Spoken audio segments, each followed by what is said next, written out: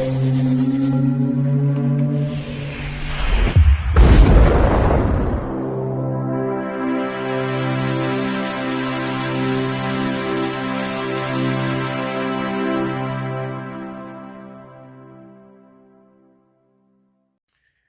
Bayek, it's me, and before I get started, I'd just like to give a big thanks to Tony for sending me this film. He also sent me some more, which I will be reviewing. It's so kind of him, and really, I'm just so grateful. Thank you so much. Well, the film that I am going to review is Beware My Brethren from 1972. It's also known as The Fiend as well. I think it should be described as a slasher, horror, thriller, sexploitation film. It's all there. Yes, it's a British film with all these ingredients, which has a certain reputation, perhaps as well, mainly through the director and that particular period in time. So let's get right into it. It's 98 minutes long. Now, the theatrical version at the time, which suffered censorship and cuts had to be made for it to get a showing, was 87 minutes. So there's quite a bit cut out. And you could probably see why at the time it was considered quite shocking, especially it's seen as sexually very explicit, and the violence as well. Yes, it's definitely got that. And on Rotten Tomatoes, it's 27%. You can see the contempt that they saw this, and even nowadays there still divides critics, I think, who kind of dismiss this as, a bit grubby almost, as a film that should be not talked about. On the other hand, a lot of people are recognizing that follows a great tradition and is actually really well done for what it is. Now, it's written by Brian Comfort, and here's the important bit. It was produced and directed by Robert Hartford Davis. Now, he had a reputation to some extent. He was seen as a director who embraced what was going on at the time and tried to incorporate into his films. He wanted to kind of reflect what was going on and give the public something that they perhaps could connect with and enjoy. And this was often seen in a very sleazy kind of exploitative way. His most famous film is 1968 Corruption, the one that really just has that feel about it. It's a brilliant film. It really is. Absolutely love it. And it's notorious because Peter Cushing is in it, and he's playing a very interesting character. So in some ways, not what we always see as Peter Cushing, and it's got that period feel to it, and it's rather quite a nasty, exploitative film. And it's great. I have got this. I'm not sure. I may have reviewed it. I may not. If I haven't reviewed it, then I certainly should review it. But I may have done. I forget. I forget what I review. I'll have to check that out anyhow, and put that on my list. So he has this reputation, and he stands by what he does. He's producing this film as well. Now. It's interesting. The music is important in this film because it gives it a certain style. The music was by Richard Kerr, lyrics by Joan Maitland, and that's it. I said lyrics. These songs are quite important to the film, and they're sung by Richard Kerr, the composer of the music, and Maxine Barry, some people have described it like seeing almost like a bit of a musical feel to it. Jesus Christ Superstar influenced. Yeah, but I must admit, it's very catchy. It gets you going, and you see this right at the beginning when he's preaching away, the leader of the cult, and it's great. Absolutely love it. Right, let me get into the cast. I'd start with Patrick McGee. He plays the minister, the one who's the leader of the cult. And how good is he? It's sounds like the role was made for him. Patrick McGee, his list of films, I could go on and on. I'll just list a few, just the pedigree of the man. I've mentioned him before. Zulu, 1964. The Mask of the Red Death. Absolutely love that from 1964. Cromwell, yes, I keep bringing up Cromwell. He's in that, 1970. Clockwork Orange, 1971. And of course, one I talk about as well, which I reviewed, Asylum, is in that, in 1992, Asylum. Is in Demons of the Mind, which I absolutely love, is a very sort of more off kind of Hammer film, which a lot of people are not so keen on, but I think it's great. Demons of the Mind, that's 1972. And of course, The Black Cat. I've talked about The Black Cat before. That's a great film. Absolutely wonderful. Then we've got Anne Todd playing Birdie.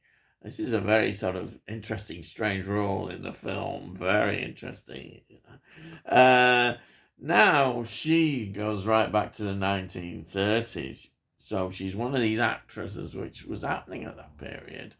Like, Betty Davis, Joan Crawford, people like that who were coming into these sort of late 60s, early 70s films in the latter part of their career. Now, she was married to David Lean, the famous director, who was, Lawrence of Arabia is just one of his many of those epic kind of films he did. Now, for me, she was in Things to Come from 1936, which might be coming up on my channel. A spoiler there sometime.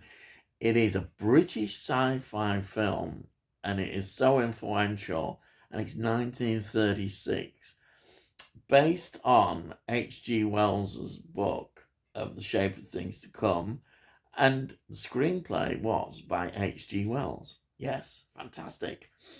Anyhow, she was in an award-winning film called The Seventh Veil with James Mason in 1945. So she was like a British actress who was beginning to make it in Hollywood, but she never made it to the great heights, but she was still well respected. Often, if you came from Hollywood, you got a better chance than a lot of British actors.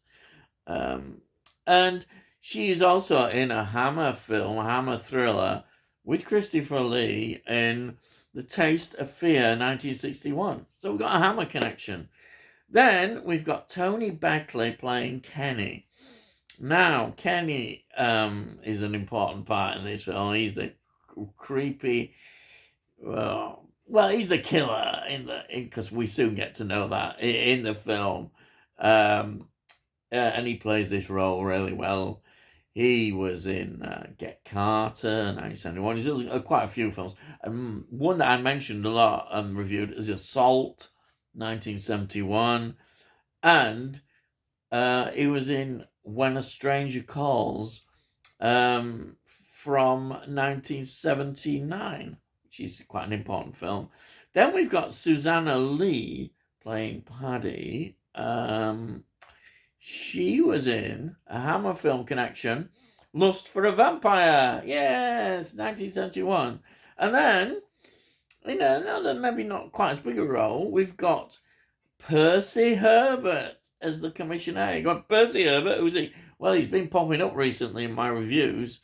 First, he was in Quatermass 2 from 1957, Quatermass series of films. Then he was in two Carry On films I mentioned. Carry On Jack, 1963. Carry On Cowboy, 1965. Hey, fantastic. Wonderful. I love all these connections. Now, we have got, what is the film about? Well, it's really about these religious fanatic cult and a serial killer going on at the same time, which of course he's in this cult and connected to it. The serial killer, that's Kenny, of course, and he is one creepy. So, and he's great in this role.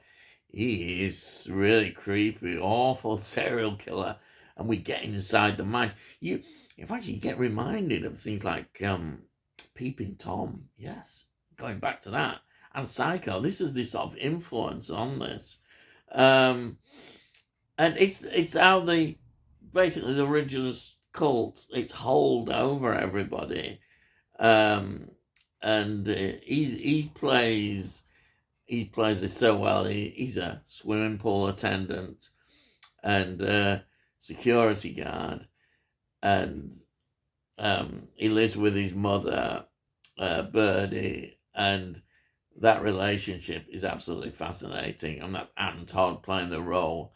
It makes the film in many ways, that relationship. And of course, in the background, you've got Patrick McGee there, as leader of the cult, and it's great. I don't want to give anything away about the story too much, but it does look like a typical sort of slasher film.